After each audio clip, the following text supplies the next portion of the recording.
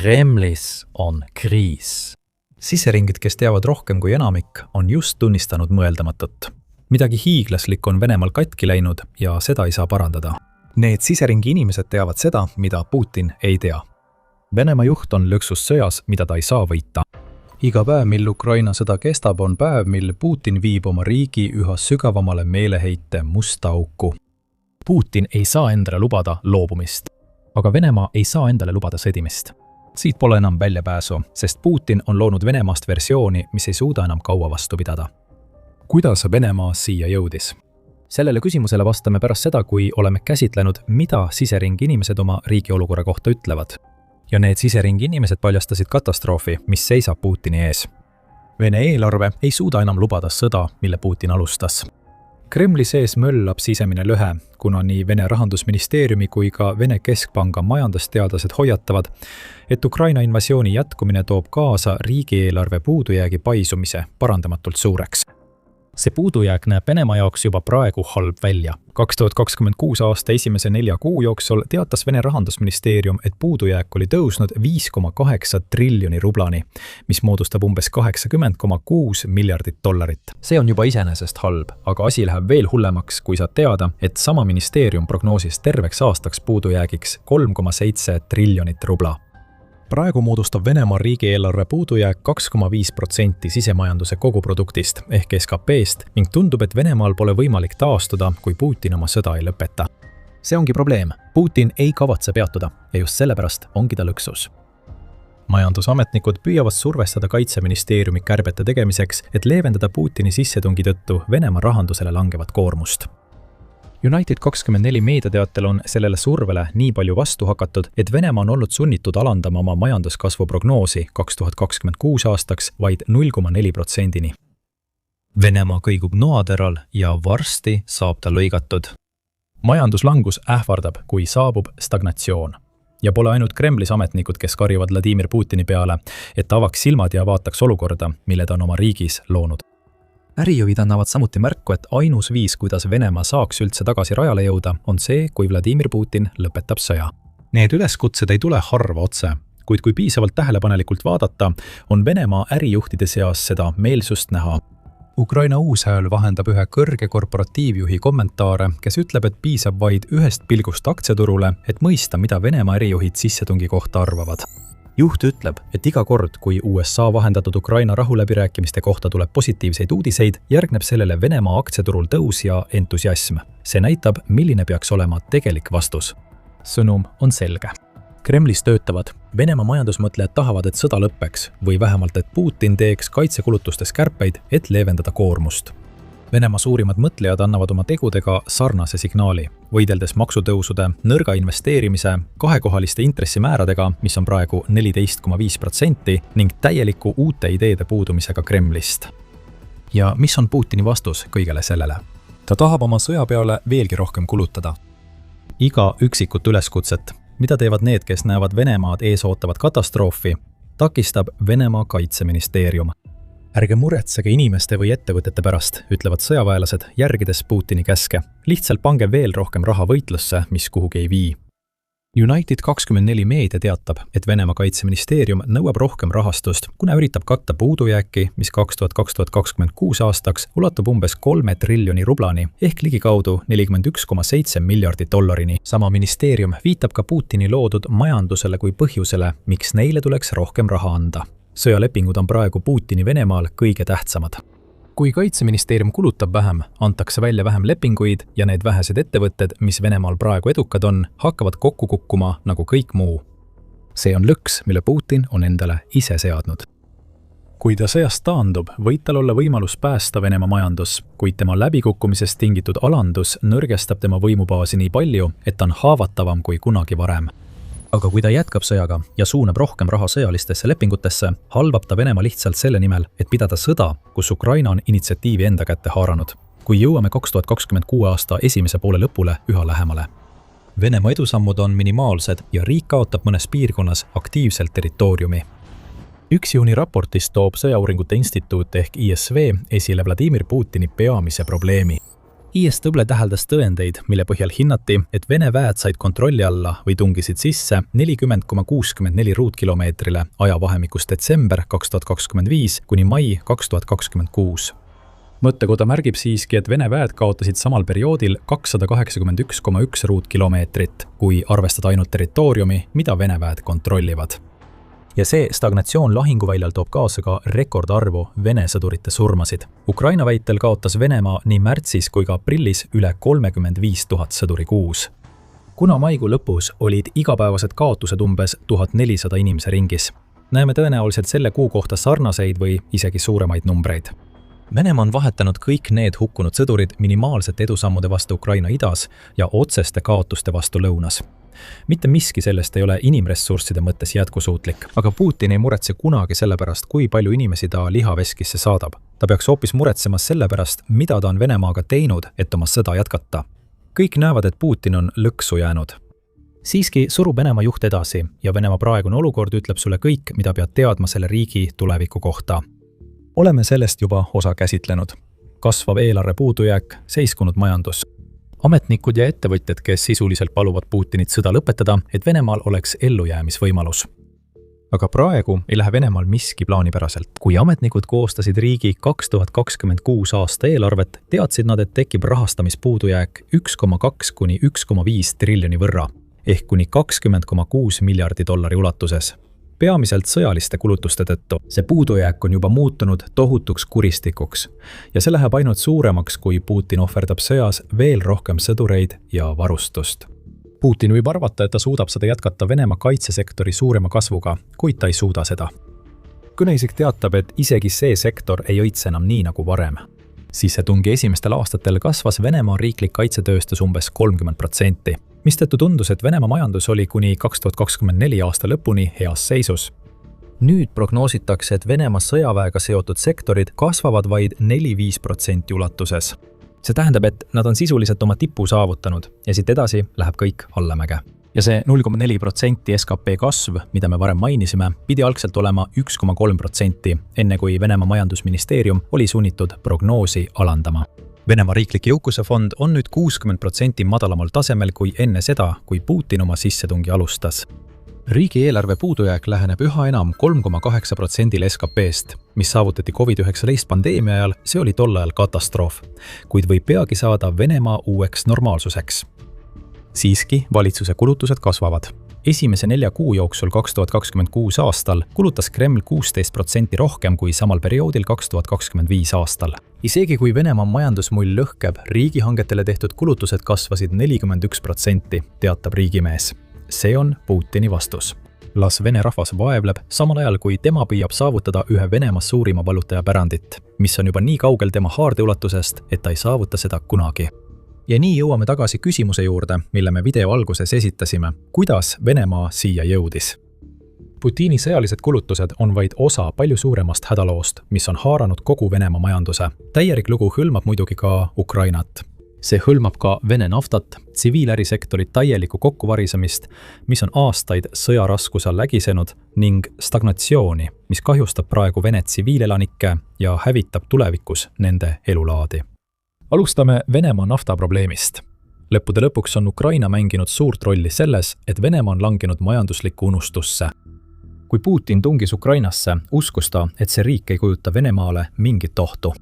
Isegi kui Ukraina suudaks end kaitsta, mida ta peagi ka näitas, ei olnud tal selliseid kaugmaa relvastusi, mida oleks vaja Venemaa enda territooriumil kahjustamiseks. Ja mõne aasta jooksul oli Putinil õigus. Välja arvatud üksikud löögid lääne poolt toodetud kaugmaa relvadega piirdus enamik lahingutest Ukrainaga. Venemaa pääses kergelt, sest Ukrainal polnud vahendeid, et pidada pidevat ja pikaajalist kampaaniat kriitilise naftatööstuse vastu, mis pumpab raha Venemaa majandusse. Kuidas ajad on muutunud? Nüüd on aasta 2026 ja me oleme juba üle 4 aasta sügaval selles erilises sõjalises operatsioonis, mis pidi kestma vaid paar päeva. Ukraina on arenenud üheks tugevamaks sõjaliseks riigiks Euroopas ning viimased 4 aastat on ta arendanud uusi ja võimsamaid droone, mis suudavad rünnata 1000 kilomeetreid Venemaa sügavusse. Nagu tema sissetungi ajal nii sageli on juhtunud, alahindas Putin Ukraina võimeid drastiliselt. Nüüd maksab Venemaa selle eest hinda, kuna Ukraina viib läbi kampaaniat, mille eesmärk on lõigata läbi Venemaa majanduse eluliin, mis on võimaldanud Venemaal Putinis seda nii kaua üleval hoida. 1. juuni raportis teatas United24 Media, Ukraina sõjavägi on alates 2026 aasta algusest edukalt sihtinud 15 Venemaa naftatöötlemistehast, kusjuures paljud neist on langenud mitmete rünnakute ohvriks. Nende kaugmaa relvadega, mille arendamist Putin ei uskunud, et Ukraina kunagi suudab. Nende rünnakutega on Ukraina mai lõpuks neutraliseerinud peaaegu 40% kogu Venemaa naftatöötlemisvõimsusest. See on oluline. Rafineerimise käigus muudab Venemaa toornafta kümneteks kasutatavateks toodeteks, millest kõige tähtsamad on bensiin, diislikütus ja lennukikütus, mida kasutab nende sõjavägi ning mis toovad kõrget hinda, kui neid müüakse teistele riikidele. Neid rafineerimisteaste rünnakuid saadavad korduvad rünnakud Venemaa naftaterminalide ja ladustamisrajatiste vastu, mis tähendab, et Ukraina ründab. Need on nii Venemaa majandusliku elujõu allikad kui ka mereteed, mis võimaldavad riigil oma vedelat kulda eksportida, et miljardid dollarid saaksid voolata Putini sõjakassasse. Loogika on siin selge. Võta ära nafta ja võtad ära raha. Ja kui raha kaob, peab Venemaa jätkama end sügavamale võlgades sajamist, et säilitada Putini hullumeelset kaitsekulutuste taset. Seda me praegu näeme. Siseriiklikult tekitavad need rünnakud palju majanduslikke probleeme. Rafineerimistehaseid on kallis ülal pidada. Need vajavad mitme miljoni dollari väärtuses seadmeid, mida Ukraina sihibki. Iga remont, mida Venemaa peab tegema, kahekordistab valu. Raha kulub remondile ja see kaotatakse iga päevaga, mil seadmed on rivist väljas ega saa oma rolli rafineerimisprotsessis täita. Venemaal on kütusepuudus laialt levinud. Bensiini ja diislikütuse müügile kehtestatakse ranged piirangud, mis RBC Ukraina andmetel ulatuvad kuni Uus-Moskvani. Okupatsioonialuses Krimmis on kodanikel juba lubatud osta vaid 20 liitrit kütust inimese kohta. Kõigi nende sündmuste mõju Venemaa ettevõtetele ei tohi alahinnata. Bensiinijaamad teenivad vähem raha. Iga tööstusharu, mis sõltub kütusest, alates transpordist kuni tsiviiltööstuseni, on sunnitud oma tegevust piirama, kuni olukord paraneb. Isegi nii lihtne asi nagu see, et tsiviilisikud ei saa tööle sõita, mõjutab kogu Venemaa majandust. Kõige selle tulemusena on Venemaa tsiviilsektori ettevõtted raskustes. Aga see on probleem, millesse süveneme hiljem. Jäädes Venemaa nafta ja riigi energiaturu juurde laiemalt, ei mõjuta kütusepiirangud ainult riigisiseselt. Eksport on juba mõjutatud. Venemaa on keelanud lennukikütuse ekspordi kuni 30. novembrini, mis on otsene tagajärg Ukraina rünnakutele rafineerimistehaste ja energiataristu vastu. Midagi sarnast toimub ka bensiiniga. 2. aprillil teatas Interfax, et Kreml pikendas bensiini ekspordi keeldu, hõlmates nüüd ka kütusetootjaid, lisaks juba olemasolevale keelule, mis puudutas mittetootjaid.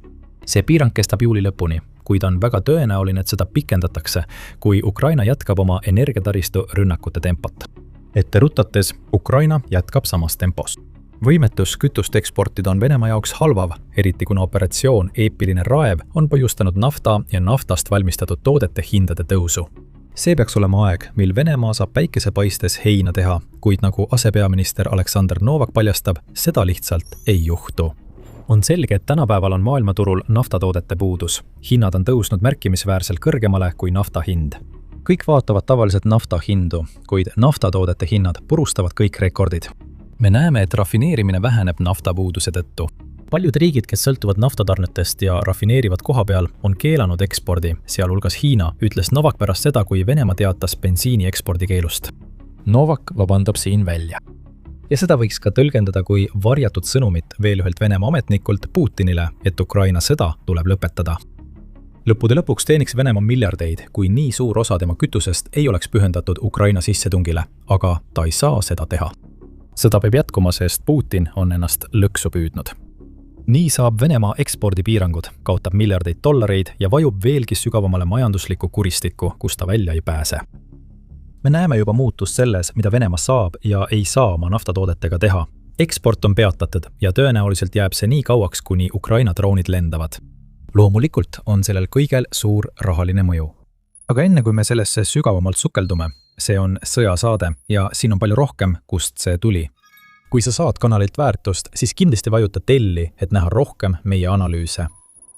13. mai raportis avaldas Reuters, et Venemaa naftatoodang langes aprillis 460 000 barreli võrra päevas, võrreldes sama kuuga 2025 aastal. See oli viimane asi, mida Putin oleks tahtnud näha kuul, mil Venemaal oleks olnud võimalik endiselt kasu lõigata naftahindadest, mis püsisid Hormuzi väina blokaadi tõttu umbes $100 barreli kohta. Siiski võimaldas väina sulgemine Venemaal vähemalt oma naftalt rohkem raha teenida, kui ta muidu oleks saanud.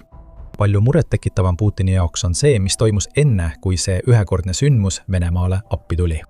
Veebruaris avaldas investing.com, et Kremlile naftamüügist laekunud naftamaksutulu oli 2026 aasta jaanuaris langenud 50% võrreldes 2025 aasta sama kuuga. Sarnast langust on nähtud ka nafta- ja gaasisektori kogutulus. Samal ajal kaubeldi Vene Uurali toornaftaga umbes $26 eest barreli kohta. Praegu on see number küll kõrgem, kuid Venemaa on olukorras, kus ta peab oma naftamüügi toetamiseks lootma välistele teguritele. Kui operatsioon Eepiline raev lõpeb ja Hormuzi väin täielikult taas avatakse, on Venemaa tagasi täpselt seal, kus ta oli aasta alguses, eeldades, et naftahinnad normaliseeruvad. Nüüd lisame siia võrrandisse Ukraina rünnakud rafineerimistehaste, terminalide ja ladude vastu. Need on probleemid, mis püsivad ja süvenevad seni, kuni Putin jätkab oma sõda. Operatsioon Eepiline raev plaastri mõju kaob ja alles jääb haigutav energiasektori haav, mille Ukraina on avanud.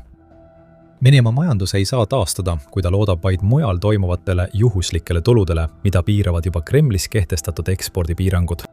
Mis puudutab Ukrainat, siis tema ei aeglusta rünnakute tempot, kui üldse, siis juba 2026 aasta esimeste kuude muljetavaldavatele tulemustele lisandub veelgi. Rekordeid purustatakse.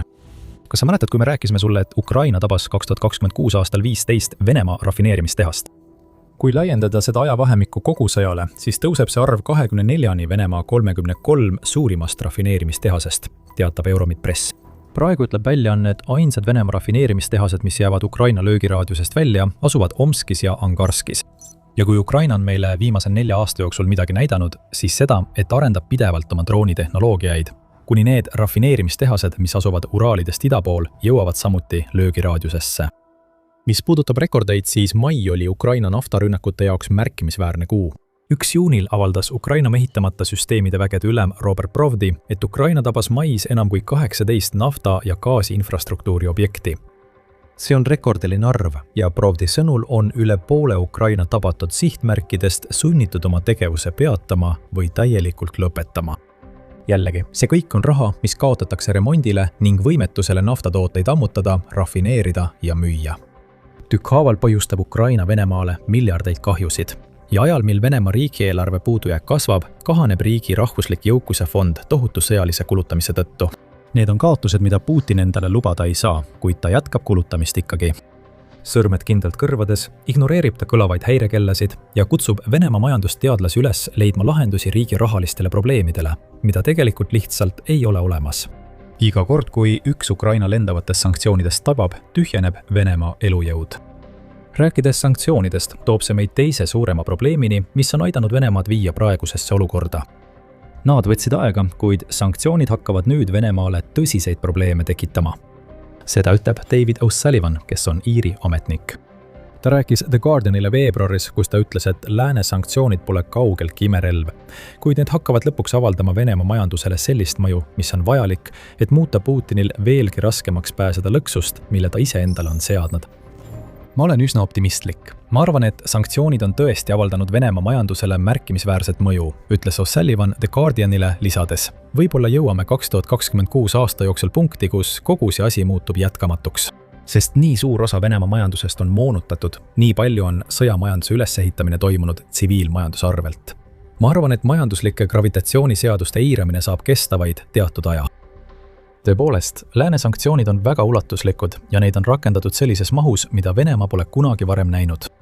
O'Sullivani kommentaaride ajal oli Euroopa Liit üksi kehtestanud 19 sanktsioonivooru, mis mõjutasid enam kui 2700 isikut ja üksust peaaegu igas Venemaa majandusvaldkonnas. Nüüdseks on sanktsioonivoore juba 20. Astelum ütleb, et Venemaa jagab 26 655 sanktsiooni all, millest 23 960 on kehtestatud pärast seda, kui Putin alustas täiemahulist sissetungi. USA on sanktsioonide arvu poolest kõige karmim tegija, olles kehtestanud 7392 sanktsiooni. Kuid ka Kanada, Šveits, EL, Prantsusmaa, Ühendkuningriik ja Austraalia on kõik kehtestanud tuhandeid sanktsioone, mis kõik muudavad Venemaa ettevõtete tegevuse raskemaks. Siin on põhjus, miks sanktsioonid on olulised. Võtame taas näiteks Venemaa naftarafineerimistehased. Kui Ukraina tabab üht neist rafineerimistehastest oma lendavate sanktsioonidega, tuleb kõik, mida Ukraina tabab, parandada. See ongi Venemaa probleem. Suur osa masinatest, mis hoiavad nende rafineerimistehaseid töös, vajab komponente, mida tuleb osta riikidest, kes on kehtestanud sanktsioonid. Nüüd saab Venemaa neist sanktsioonidest mööda hiilida. Seda on tehtud sõja algusest peale, nagu näeme varilaevastikuga, mis hoiab naftaraha voolamas. Lääne komponentide hankimise puhul võib Venemaa lasta kolmandatel riikidel need komponendid esmalt osta ja seejärel ostab need kaudselt ise, kuid see on palju tülikam kui otseostmine. Venemaal tuleb oodata kauem, et saada vajalikke komponente. Samuti peab ta maksma lisaks komponentide hinnale ka nööde vahendustasu, et motiveerida kolmandaid riike aitama Venemaal sanktsioonidest mööda hiilida. Rafineerimistehased seisavad kauem ja Venemaa kulutab veelgi rohkem raha. See on väike näide probleemist, mis mõjutab kõiki Venemaa ettevõtteid, millele lääs on sanktsioonid kehtestanud. Ja pika aja jooksul maksab see probleem Venemaale miljardeid dollareid, mille mõjusid hakatakse nüüd lõpuks tundma. Euroopa Komisjoni president Ursula von der Leyen nõustub O'Sullivaniga, et sanktsioonide probleem jõuab lõpuks Putinini. Jah, sanktsioonid avaldavad Venemaa majandusele tugevat mõju, teatas Euronews, et von der Leyen ütles seda 8. mail. Ta lisab: Venemaa enda algatatud sõja tagajärgi maksavad inimesed oma taskust. Pidage neid inimesi meeles, see jõuab nendeni tagasi. Kui ühendada Ukraina energiataristu rünnakud sanktsioonidega, saab Putinile õudustsenaariumi ja taas on ta lõksus. Sanktsioonid ei kao niipea. Ainus võimalus, et see juhtuks, on sõja lõpp, aga Putin ei kavatse sellele lõppu teha. Seega tuleb veel sanktsioone, rohkem survet ja kui Putin jätkab raha suunamist Venemaa kaitsetööstusse, siis meie kolmas peamine Venemaa majandusprobleemide põhjus ei anna enam lihtsalt märku, vaid hakkab veelgi valjemini häirekella lööma. Venemaa tsiviilärisektor on halvatud. 30. mai raportis ütles Kyiv Post, et Venemaa siseturg on killustunud ennenemos juveeli majanduseks. Ühel pool on ülekuumenenud sõjatööstuskompleks, kuhu Venemaa on suunanud miljardeid dollareid ja tohutul hulgal tööjõudu. Teisel pool on tsiviilsektorid. Praegu seisavad nad silmitsi tööjõupuuduse, ülikõrgete ärikulude ja tõsiste kapitaliprobleemidega, nii suurenenud maksude tõttu, mida nad on sunnitud maksma, kui ka raskustega saada kätte vajalikku raha oma tegevuse jätkamiseks. Statistika kinnitab seda kõike. Kyiv Post kirjutab, et makromajandusliku analüüsi ja lühiajalise prognoosimise keskus on avaldanud, et viimase 3 kuu jooksul on Venemaa pangandussektori toksiliste ja mittetoimivate varade osakaal ületanud rahvusvaheliselt tunnustatud kriisipiiri, milleks on 10%. Muide, see organisatsioon on Kremli-meelne. See tähendab, et isegi rohkem siseringi inimesi üritab panna Vladimir Putinit mõistma neid probleeme, mille ta ise on tekitanud. Venemaa tsiviilsektoris tegutsevad ettevõtted teatasid 2025 aasta jaanuarist novembrini 7,5 triljoni rubla ehk umbes 103 miljardi dollari suurustest kahjumitest. Need kahjumid jagunesid 18 200 ettevõtte vahel, mis on suurim arv Venemaa ettevõtteid, kes on kahjumitest teatanud alates pandeemiast. Kõige rohkem said kannatada töötleva tööstuse, kaevandamise ja hulgikaubanduse sektorid ning need kahjumid ületavad isegi Venemaa praeguse riigieelarve prognoositavat puudujääki. See on võrrand, mis ei klapi. Venemaa ettevõtted kaotavad raha. See tähendab, et Kremlil on vähem maksutulu, mis süvendab eelarve probleeme, mida raskendab veelgi Putini jonnakas keeldumine näha kriisile, mille ta ise on tekitanud, mingit muud lahendust peale sõja jätkamise. Vene tsiviilsektori ettevõtete langus on jätkunud ka 2026 aastal. 19. mai raportis avaldas Internews, et 68,7% Venemaa mikro-, väikestest ja keskmise suurusega ettevõtetest teatasid, et nende tulud olid 2026 aasta alguses langenud. Umbes 31% Venemaa väikeettevõtete omanikest kaalus äri sulgemist aasta esimeses kvartalis, mis on kõrgeim protsent alates sellest, kui Putin Ukrainasse tungis. Kõik need ettevõtted peavad toime tulema. 2% käibemaksu tõusuga. Lisaks varem mainitud 14,5% intressimääradele ja kõrgele inflatsiooni tasemele. Panganduse juurde tagasi tulles oli Venemaal 2026 aasta märtsis kahjumis 60 panka, mis moodustab umbes 20% kogu Venemaa pangandussektorist. Ja taas on see Venemaa halvim näitaja alates 2022 aastast. Mida Vladimir Putin siin loonud on kuhjuv probleem. Mida rohkem ta suunab vahendeid sõjatööstussektorisse, mis juba hakkab stagneeruma, seda rohkem võtab ta ära Venemaa tsiviilettevõtluselt. Kas mõni ettevõtja tahab sellistes tingimustes üldse äri alustada, kui nad peavad maksma rohkem makse ja laenuintresse kui kunagi varem? Ebatõenäoline. juba olemasolevad ettevõtted peavad toime tulema sellega, et tööjõu neelab endasse Venemaa kaitsetööstus, lisaks kõigile majandusprobleemidele, mis Venemaal eksisteerivad. Lõppkokkuvõttes muutuvad need ettevõtted vähem tootlikuks. Enamik ettevõtteid, kes ekspordivad tooteid või teenuseid, teenivad vähem tulu kui varem, mis muudab Putini jaoks probleemi ainult hullemaks. Ta näeb juba, kuidas Venemaa energeetikasektor saab tugevalt kannatada. Kui tsiviilärid on nii raskustes nagu praegu, ei suuda nad tekkinud puudujääki korvata. Neid kägistatakse ja mõju on kõigile selgelt näha. 9. mai raportis avaldas Forbes, et veerand Venemaa võlakirjaturust on nüüd maksejõuetuse ohus, kuna hulk ettevõtteid, kes laenasid raha enne sõda madalate intressidega, peavad nüüd refinantseerima palju kõrgemate intressimääradega. Venemaal oli äriarvete tasumata jätmine juba jaanuaris jõudnud $109 miljardit, teatab väljaanne. Siin on tegemist kaardimajaga, mis on kokku kukkumas. Kui arveid ei maksta, satuvad pangad raskustesse. Kui pangad kokku kukuvad, kaotab Venemaa need finantsasutused, mis püüavad kõike koos hoida. Ja see oleks veel üks katastroof riigile, mis on juba majanduslikus madalseisus. Ja siis on veel vene rahvas. Lõppkokkuvõttes kannavad kogu seda majanduslikku valu, mille Putin on põhjustanud, juhtides end oma erisõjalise operatsiooni lõksu, tavalised venelased. Majanduslanguse tont kummitab Venemaad, kuna Putin hävitab oma riigi tsiviilsektori, et oma sõda jätkata. Stagnatsioon on juba saabunud. Venemaa SKT kasvas 2025 aastal vaid 1% ning 2026 aasta prognoosid, mida oleme juba jaganud, on veelgi madalamad. Ukraina uue hääle andmetel on komposiitjuhtiv näitaja, mis annab märku Venemaa majanduse langusesse sisenemisest, olnud üle 0,44 alates 2025 aasta novembrist. Kriitiline lävi on 0,12. Majanduslangus on tulemas ja kiiret taastumist pole näha. Iga fakt, mida oleme selles videos arutanud, toob esile, kuidas Putini sõda on koju jõudnud. Vene rahvas kannatab selle kõige all, kusjuures Telegraph teatab, et opositsiooni hoog kasvab, kuna Putini sõja põhjustatud majanduslik valu muutub talumatuks. Putini vastus on olnud tüüpiline. Kuna ta seisab silmitsi oma rahva vastureaktsiooniga, on Kreml piiranud interneti kasutamist ja blokeerinud selliste rakenduste nagu Telegram kasutamise, püüdes meeleheitlikult rahulolematust kontrolli all hoida. Usaldus Putini vastu on ajaloo madalaimal tasemel. Kremliga seotud küsitlusfirma Betsiom teatas, et usaldus langes aprillis sõjaaja madalaimale tasemele 71%-le ja Levada keskus ütles märtsis, et 67% venelastest soovib nüüd, et Putin liiguks rahuläbirääkimiste suunas. Aga Putin ei kuula, ta ei tee seda kunagi. Selle asemel püüab ta luua illusiooni, et ta pole lõksu jäänud. Selle video loomise ajal korraldab Putin 5. Peterburi rahvusvahelist majandusfoorumit pärast sissetungi.